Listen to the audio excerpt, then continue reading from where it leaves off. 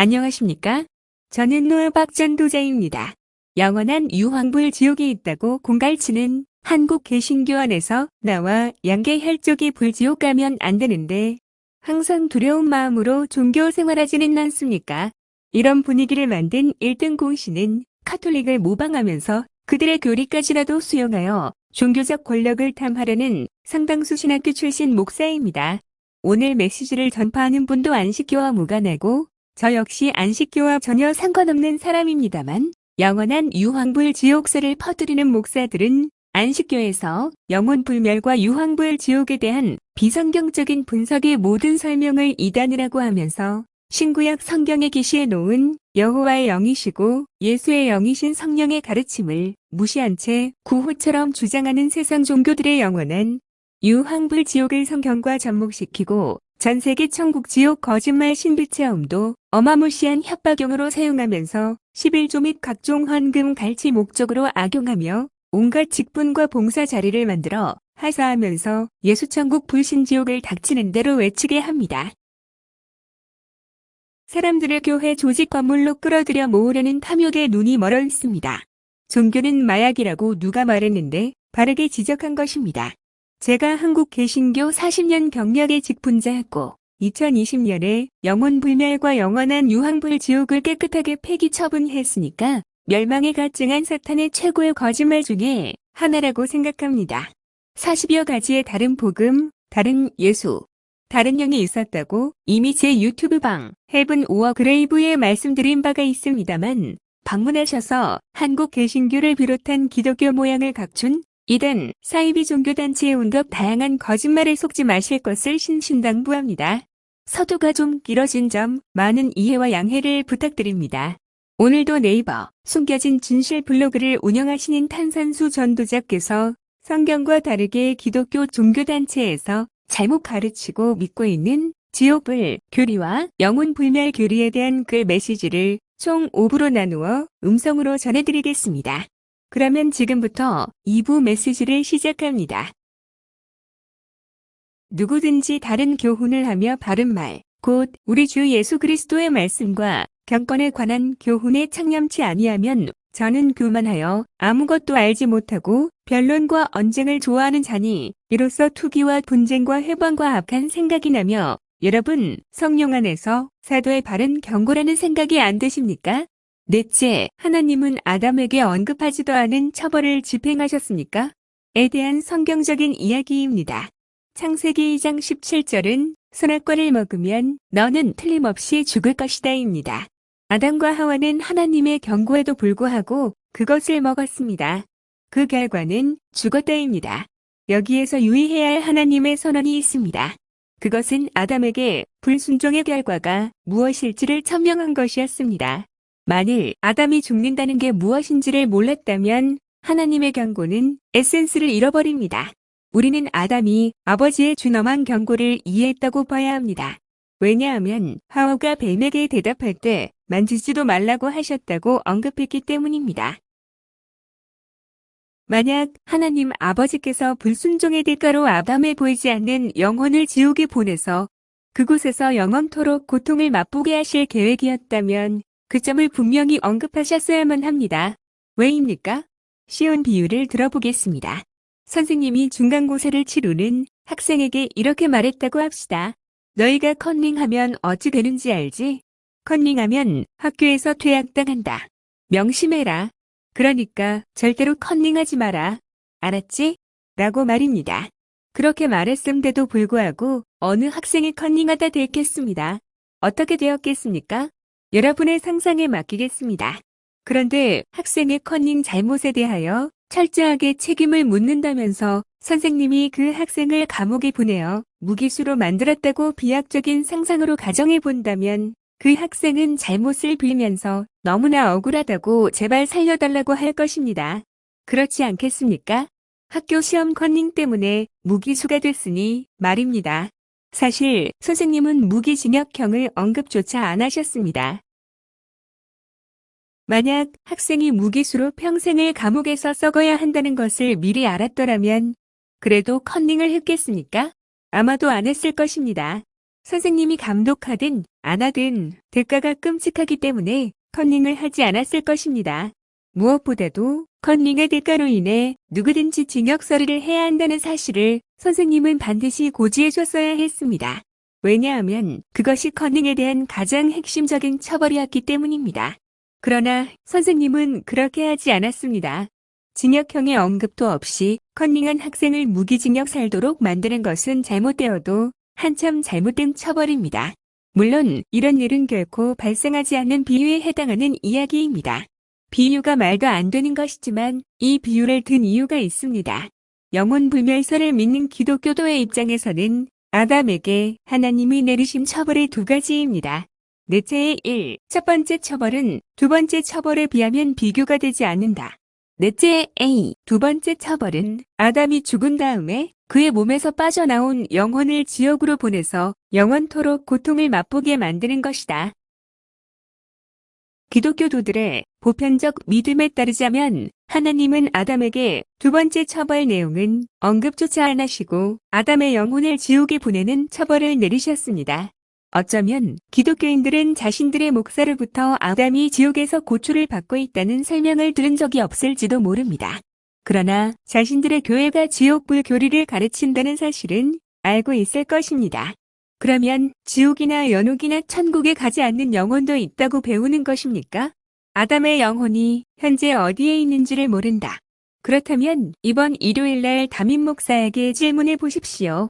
영혼 불멸설을 가르치는 종파라면 아담의 영혼도 현재 살아있다는 개념을 갖고 있는 종파입니다.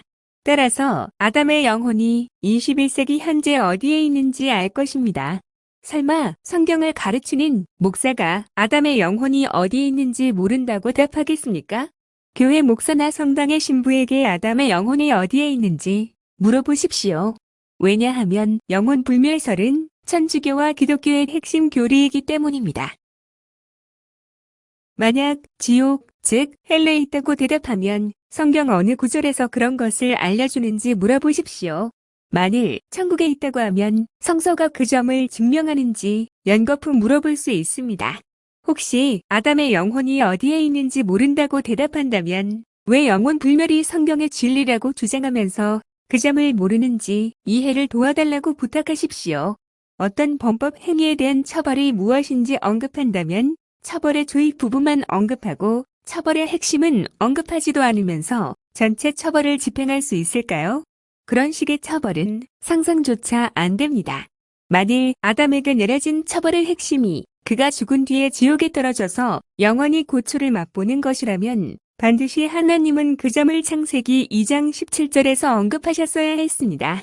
죽는 것도 처벌이고 지옥에 떨어져 영생하면서 통증을 느끼는 것도 처벌이라고 할 때 무엇이 핵심적인 처벌입니까? 그런데 지옥에서의 영원한 고통은 언급조차 안 하셨다. 여러분은 도대체 이게 말이 된다고 보십니까? 만일 아담이 지금 지옥에 살고 있다면 마치 선생님이 컨닝한 학생에게 언급하지도 않은 끔찍한 처벌을 내린 것과 마찬가지로 말도 안 되는 불공정한 일이 벌어진 것입니다. 이게 불공정하지 않다면 무엇이 불공정하다는 말입니까? 그런데 창세기 2장 17절의 전후 문맥을 아무리 읽어봐도 지옥에 대한 언급이 없고 영혼에 대한 언급도 없습니다. 왜입니까? 이런 비유를 들어 제가 어느 기독교 선교사에게 지옥불 교리의 거짓을 폭로했더니 그 선교사의 대답이 걸작이었습니다. 그는 제게 다음과 같이 말했습니다. 아담의 영혼은 지옥에 떨어지지 않았고 오히려 천국에 갔다. 아담과 하와는 지금 하늘에서 행복하게 잘 살고 있다라고 말입니다. 무슨 해괴한 답변입니까? 하나님께 불순종한 대가가 사망 이후에 하나님 곁으로 이동해 천사가 되는 것이다. 성경 어디에 아담이 하늘로 올라갔다고 말합니까? 그랬더니 대답을 못했습니다. 메시아께서는 아무도 하늘에 올라간 자가 없다고 말씀하셨는데 말입니다. 창세기 3장에 나오는 판결에도 영혼이나 지옥에 대한 언급이 일절 없습니다. 이 뒤용어가 3장에 안 나오는 이유는 그런 종류의 처벌이 아예 없기 때문으로 봐야 합니다. 다섯째, 아담의 불순종의 대가는 죽는 것이었다에 대한 이야기입니다. 그 이상도 그 이하도 아니었습니다. 그래서 그는 죽었다. 그는 흙에서 취해져 930년 살다가 다시 흙으로 돌아갔습니다. 이것을 다른 말로 아담의 존재가 그쳤다고 말합니다. 930년은 우리가 보기에 긴 시간이지만 하나님이 보시기엔 찰나에 불과한 것입니다. 그래서일까요? 시편 37편에서는 악인의 존재를 연기에 비유했습니다. 악인은 연기처럼 사라집니다. 아담은 애초에 흙이었습니다. 그 흙에 하나님이 생명의 호흡, 즉 네사마를 불어넣었습니다. 그래서 산 영혼이 됐습니다. 이제 930년이 되자 아담은 호흡이 끊어졌습니다. 그래서 죽었습니다. 이것이 성서가 가르치는 교리입니다. 하나님이 아담을 만들기 전에 아담은 없었습니다. 아담은 범죄 이후 원래 상태로, 그러니까 즉 과거에 태어나기 이전 상태로 환원됐습니다. 아담은 태어나기 이전에 어디에 있었습니까? 이 질문을 선교사에게 했더니 아담은 하나님과 함께 있었다는 대답이 돌아왔습니다. 아담이 태어나기 전에 하나님과 함께 있었다. 그래서 아담이 죽자마자 하나님께 돌아갔다. 선교사의 대답은 성서가 말하는 바와 전혀 다른 이야기입니다. 창세기는 아담이 어디로부터 왔는지 이렇게 말하고 있습니다. 창세기 2장 7절 말씀, 여호와 하나님이 흙으로 사람을 지으시고 생기를 그 코에 불어넣으시니 사람이 생명이 된지라. 이성구는 땅의 흙, 즉 먼지로 사람을 만드시고 그의 콧구멍에 생명의 호흡을 불어넣으시니 사람이 산 영혼이 되었다고 번역했습니다. 영어로 리빙 소울이라고 번역한 이유가 있습니다. 왜냐하면 히브리어 네페시가 사용됐기 때문입니다. 이 구절을 대부분의 영문 번역은 리빙 원이라고 번역했습니다. 물론 그리 번역해도 되지만 산 영혼이 됐다는 번역을 첨부한 이유는 영혼이 무엇인지를 알려주는 주요 단서가 되기 때문입니다. 만약 아담이 하나님과 함께 예전에 살았던 천사였다면 창세기 2장 7절의 묘사는 가당치가 않습니다. 게다가 3장에서도 너는 흙이니 흙으로 돌아갈 것이다 라고 말할 게 아니라 너는 원래 천사였으니 다시 천사가 될 것이다로 번역되어야 했습니다. 이게 말인지 얼룩말인지 앞뒤가 전혀 맞지 않습니다. 선교사의 설명 중에 아담이 인간으로 태어나기 전에 하나님과 하늘에서 함께 살았다는 말도 안 되는 주장을 예수님의 입장을 성서가 설명한 것인데 선교사는 어처구니 없게도 아담에게 이를 적용시켰습니다. 성서 어디에도 하나님과 같이 살던 아담을 땅으로 내려보냈다고 말하지 않습니다. 아담에게 하나님은 너는 흙이니 흙으로 돌아간다고 하셨을 때 아담이 연기처럼 없어진다고 말씀하신 것이지 아담이 영생한다고 말씀하신 것이 아니었습니다. 흙으로 돌아간다는 말 어디에 그가 살아서 천국에 가거나 지옥에 간다는 의미가 포함되어 있습니까? 흙으로 돌아간다는 말 어디에 아담에 보이지 않는 영혼이 몸에서 분리된 다음 제3의 장소로 이동한다는 의미가 들어 있습니까? 하나님의 거룩한 종들의 일부가 천국에서 살게 된다는 개념은 성경적입니다. 물론 마태복음에 나오는 천국 용어는 하나님의 왕국이라는 용어가 와전된 것입니다. 이것을 올바르게 아시면 좋겠습니다. 여섯째, 성경 어디에서 악인들이 영원히 존재한다고 가르치는가에 대한 것입니다. 다음에 나오는 시편 37편은 신실한 조사자들에게 통찰력을 줍니다. 약간 길지만 천천히 듣거나 정독하면서 묵상해 보시기 바랍니다. 구약 성경과 신약 성경이 같은 하나님의 말씀이므로 악인의 운명을 조사하는 자들은 신약 성경의 비유적 묘사가 구약의 직설적 묘사와 조화된다는 사실을 놓치면 안 될 것입니다. 시편 37편 1절에서 38절까지의 말씀을 KLB 성경으로 읽습니다. 악인들 때문에 안달하지 말고 못된 짓 하는 자들을 시기하지 말아라. 그들은 풀과 같이 곧 시들어 없어질 것이다. 악인들은 멸망할 것이나 여호와를 신뢰하는 자는 땅을 소유할 것이다. 악인들은 곧 사라질 것이니 내가 찾아도 만나지 못하리라. 여호와께서 흠없이 사는 자들의 생활을 다 알고 계시니 그들의 상급이 영원하리라. 악인들은 멸망할 것이며 여호와의 원수들은 풀처럼 마르고 연기처럼 사라질 것이다. 여호와의 축복을 받는 자는 땅을 소유할 것이며 여호와의 저주를 받는 자는 멸망하리라. 악에서 떠나 선을 행하라. 그러면 너희가 영원히 살리라. 여호와께서는 공정한 것을 사랑하시고 그의 신실한 백성을 버리지 않으신다. 그들은 영원히 보호를 받을 것이나 악인의 자손들은 망할 것이다. 의로운 자는 땅을 소유하여 그곳에 영원히 살 것이다. 그가 사라져 없어졌으니 내가 찾아도 발견하지 못하였다. 그러나 죄인들은 다 멸망할 것이며 악인들의 자손은 끊어질 것이다. 악인들이 사라진다. 그렇습니다. 악인들의 최종적인 결과는 존재가 아닙니다. 존재의 반대 개념은 소멸입니다. 시편 37편 20절은 명백하게 악인은 연기처럼 사라진다고 말하고 있습니다. 결과적으로 시편 37편은 의인 존재의 지속과 악인 존재의 소멸을 대조하고 있습니다. 시편 37편은 악인들의 운명을 묘사할 때 시들어 없어진다, 멸망된다, 사라진다, 끊어진다라는 용어를 사용했습니다. 이런 표현들은 소멸이라는 의미의 관념을 인생들에게 전달합니다. 목사들이 영원토록 악인들이 지옥에서 고초를 경험한다고 설교하는 것은 성경에 나오는 비유법을 오해했기 때문입니다. 가령 이런 것입니다. 계시록 20장 10절 말씀,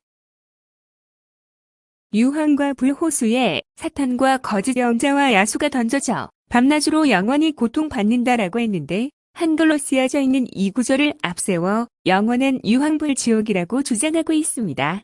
이성구에 나오는 용어들을 보십시오. 야수, 즉 짐승, 거짓 예언자, 불호수 등은 전부 비유적인 표현입니다. 그러나 데빌만 비유가 아닌 사탄의 실체적인 칭호입니다.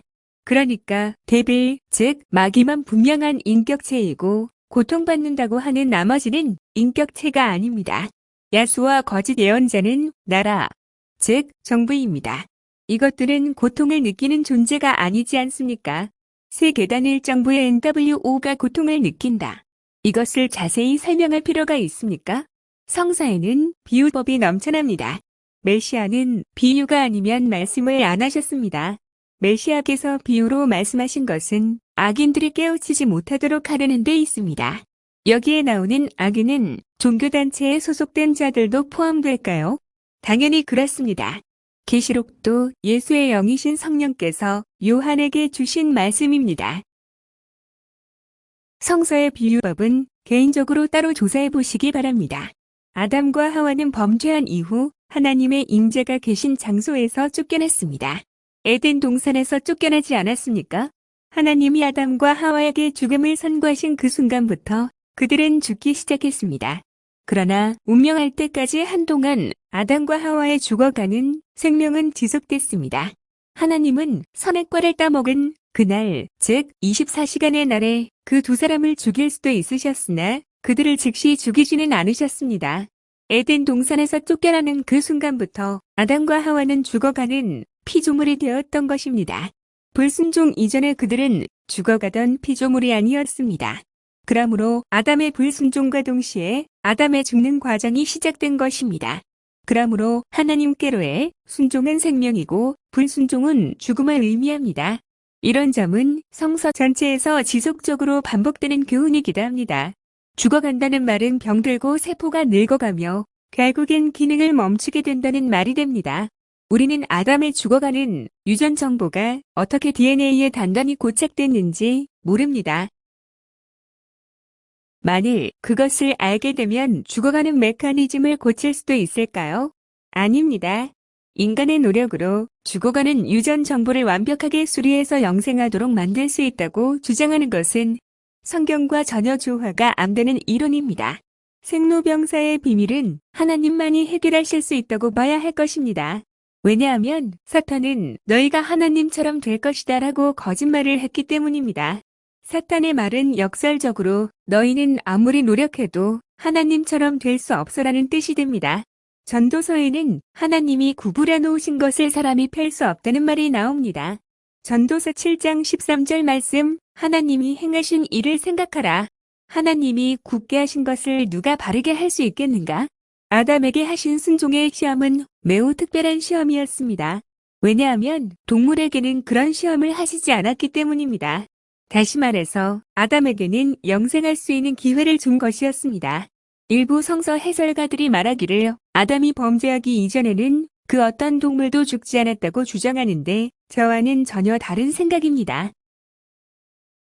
성서 어디에서도 동물에게 영생의 기회를 제공했다는 기록이 없습니다. 영생의 기회는 아담과 하와에게만 제공된 기회였습니다. 저 역시 동물도 의로운 인간들처럼 앞으로 영생하게 될지의 여부를 솔직히 모릅니다. 그럼에도 성서에서 동물도 영생하게 될 것이라고 말하는 구절은 없습니다. 창세기 3장 19절에는 불순종에 대한 판결문이 나옵니다. 내가 얼굴에 땀이 흘러야 식물을 먹고 필경은 흙으로 돌아가리니 그 속에서 내가 죄함을 입었음이라. 너는 흙이니 흙으로 돌아갈 것이니라 하시니라. 일곱째, 그렇다면 영혼은 무엇인가? 에 대한 이야기입니다. 창세기 2장 7절에는 이런 말이 있습니다. 여호와 하나님이 흙으로 사람을 지으시고 생기를 그 코에 불어넣으시니 사람이 생명이 된지라. 여기에 소울, 즉 영혼으로 번역된 히브리어는 네페시입니다. 니브 성경에서는 아담이 산 영혼이 되었다고 번역했습니다. 아담의 콧구멍으로 생명의 호흡을 넣어주셨는데 그 호흡을 네사마라고 표현합니다. 이제 아담은 호흡하는 존재가 됐습니다. 이처럼 살아 숨쉬는 존재를 네페시라고 부릅니다. 따라서 네페시는 당연히 동물들에게도 적용됩니다. 히브리어 네페시에 해당하는 헬라어는 프시케인데 프시케는 네페시처럼 영혼으로 번역되기도 합니다.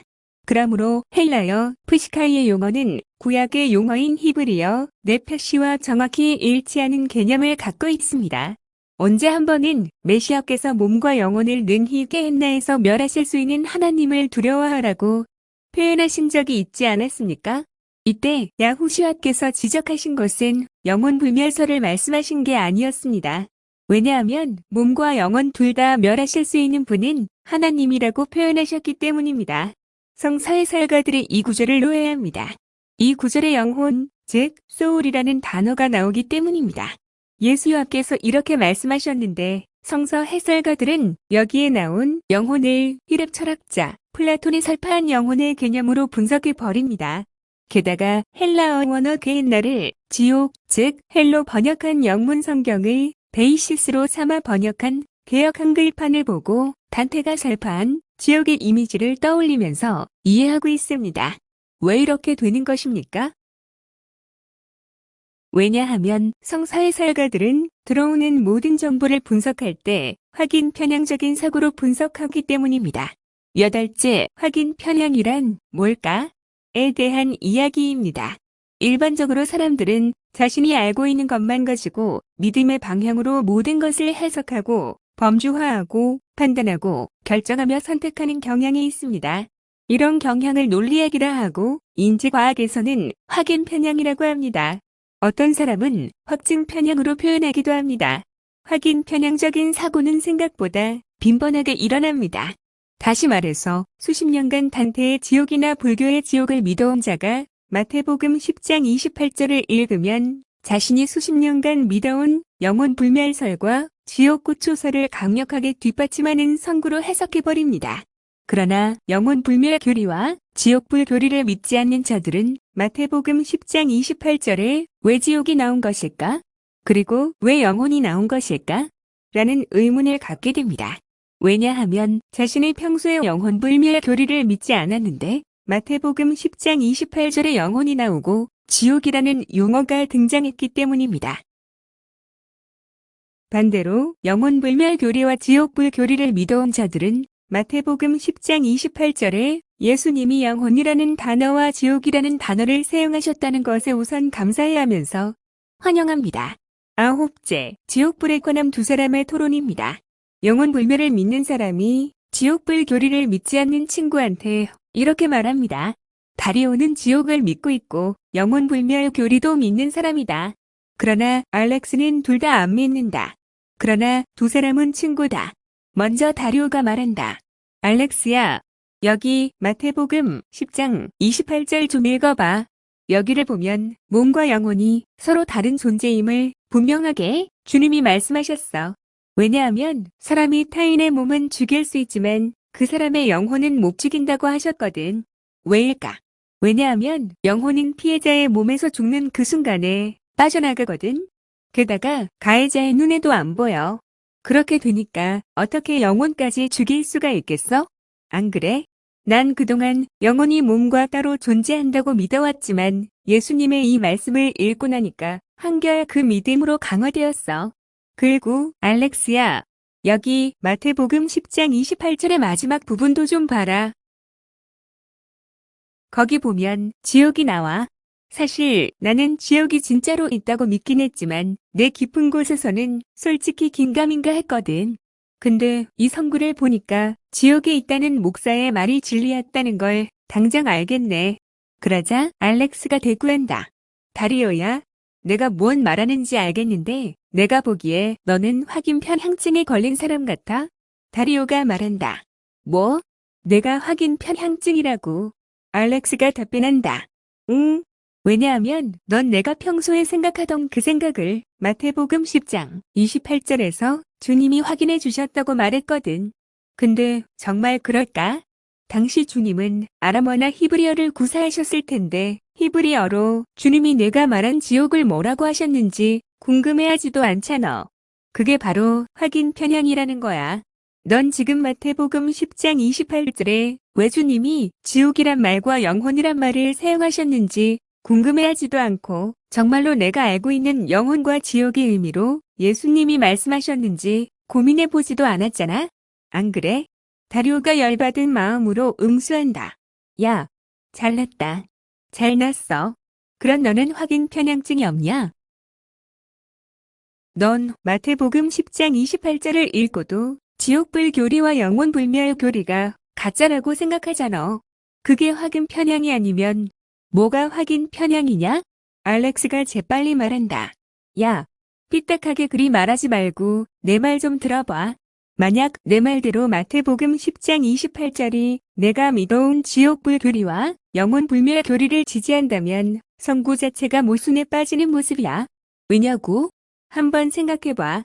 만일 영혼불멸이 성서의 진리라면 마태복음 10장 28절에서도 그 점을 지지해야만 해. 근데 28절은 영혼불멸을 지지하지 않잖아. 왠지 알아? 왜냐하면 하나님은 몸과 영혼 둘 다 멸하실 수 있다고 하셨기 때문이야. 불멸이란 말과 멸하실 수 있다라는 말은 정확히 상충되거든. 안 그래? 그니까 28절은 영혼불멸 교리를 지지하지 않다고. 지옥불 교리도 마찬가지야. 다리오가 열이 뻗쳐서 다음과 같이 공격한다. 28절이 지옥불 교리를 지지하지 않는다고. 헐, 너랑 내가 이런 쓸데없는 토론을 하고 자빠졌냐? 내가 미쳤지. 알렉스가 사태를 수습해 보려고 톤을 낮추어 말한다. 아니, 그렇게 흥분하지 말고 내 말을 한번 들어봐라. 내 말대로 지옥불 교리를 마태복음 10장 28절에서 말씀한 것이라면 몸과 영혼을 둘 다 지옥에서 멸하실 수 있는 분을 두려워하라고 말하실 게 아니라 몸도 죽이고 영혼도 지옥에 보내서 영원히 고초를 주시는 하나님을 두려워하라고 하셨어야 해? 안 그러냐? 근데 그리 말씀 안 하셨어. 오히려 몸과 영혼을 게hen나에서 멸하실 수 있는 분을 두려워하라고 말씀하셨거든. 안 그래? 게다가 마태복음 10장 28절에 영혼, 즉 소울이라고 번역된 히라버는 프시케라고. 프시케는 히브리어로 네페시야. 유대인들은 네페시를 내가 지금 생각하는 그런 관념으로 알고 있지 않거든. 다리오도 목소리를 낮추면서 말한다. 유대인들은 무슨 관념으로 네페시를 알고 있는데 그래. 알렉스가 리더해 가는 듯한 말을 이어간다. 유대인들에게 있어서 네페시는 그 사람, 그니까 그 사람 자신이야. 너도 잘 알고 있는 아담의 탄생 장면을 생각하면 쉽게 유대인들이 어떻게 네페시를 이해하고 있는지 알 수가 있지. 창세기 2장 7절을 보면 하나님이 흙으로 사람을 지으시고 그의 코에 생명의 호흡을 불어넣으시니 그가 산 영혼이 됐다고 써있거든. 거기에 산 영혼이라고 번역된 히브리어 원어가 바로 네페시야. 그러니까 내 말은 호흡하는 아담이 곧 네페시라는 거지. 이제 좀 알겠어? 다리오가 답답한 마음으로 말한다. 아니, 아직 잘 모르겠어. 내 말이 뭔 말인지 모르겠다. 알렉스가 더 잘 설명해 보려는 태도로 말한다. 좀 더 쉽게 설명해 볼까? 내가 알고 있는 영혼의 개념을 머리에서 지우고 유대인들의 개념을 받아들여 보아. 그래야 주님이 무슨 의도로 몸과 영혼이라고 하셨는지 알 수 있거든. 그 점을 알기 위해선 주님이 영혼을 언급하실 때 무슨 용어를 사용하셨는지 알아야 하지. 안 그래?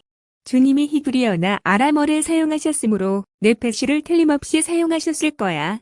네페스가 헬라어로 푸슈트거든. 여기에 마침 정통 유대인 성경이 있네. 여길 열어서 보면 이렇게 돼 있어. 여길 봐봐.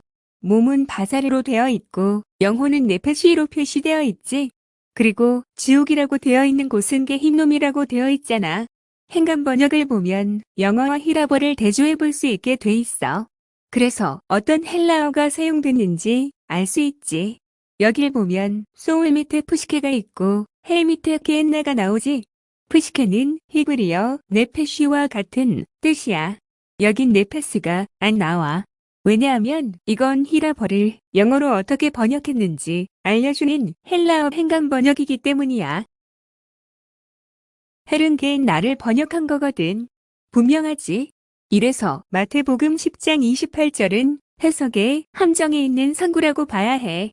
이런 사실을 모르면 너처럼 확인 편향적으로 해석할 수밖에 없어. 그래서 정확한 지식이 중요하다고 생각해. 이런 선구는 정확한 지식이 없으면 오해하기 딱 좋거든. 마태복음 10장 28절의 아람어 성경도 비슷해. 여기 한번 보자고. 어차피 조사하기 시작했으니까. 바닥까지 가보자고. 주님이 아람어를 사용해서 설명하셨다면 무슨 단어를 쓰셨을까? 아람어 발음을 그대로 살려서 보여주는데 영어는 나푸시아로 표현되니까 사실상 히브리어 발음 네페시와 거의 비슷해. 게엔나 역시 지아나로 발음되고 같은 의미지. 아무튼 간에 네페시와 게엔나는 내가 평소 가졌던 개념과는 전혀 관련이 없어. 안 그래? 게흰놈은 지난번에 내가 말했잖아. 흰놈의 골짜기라고. 그니까 예루살렘의 쓰레기 소각장이 바로 흰놈의 골짜기였어. 그걸 영어 성경에서 잘못 번역해서 지옥, 그니까 헬이라고 번역해버린 거야. 고로 한마디로 말하면 완전한 번역 미스에 해당되지. 그래서 내가 알고 있는 지옥불의 개념이 유대인들의 관념 속엔 없다는 거지.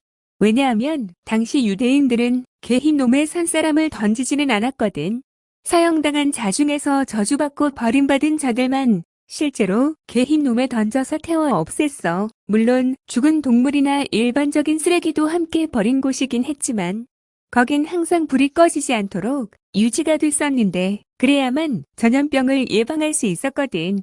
옛날엔 거기서 갓 태어난 아기를 몰락신에게 산 제물로 바쳤던 곳이야. 한마디로 끔찍한 과거를 갖고 있던 곳이었지. 이스라엘이 그런 짓을 하자. 오늘은 여기까지입니다. 직분자 여러분, 가장 끔찍한 거짓말, 교리는 삼위일체와 양태론입니다. 또 사탄의 영혼 불멸과 영원한 유황불지옥 교리가 있습니다. 악인들은 세상 끝날 불심판, 즉 단회적인 지옥불로 소멸됩니다. 성경에서 반드시 죽는다는 것은 영생을 박탈하고 존재 소멸당함을 말합니다. 국내외 한국 개신교를 비롯한 기독교 종교단체들은 성경과 다른 거짓말들을 믿는 이단입니다. 사도들이 전한 복음과 다른 영의 다른 복음을 믿는다는 이야기입니다. 다음 시간에는 선부 메시지를 전해드리겠습니다. 청각장애 여러분께는 한글 텍스트가 도움이 되실 것입니다.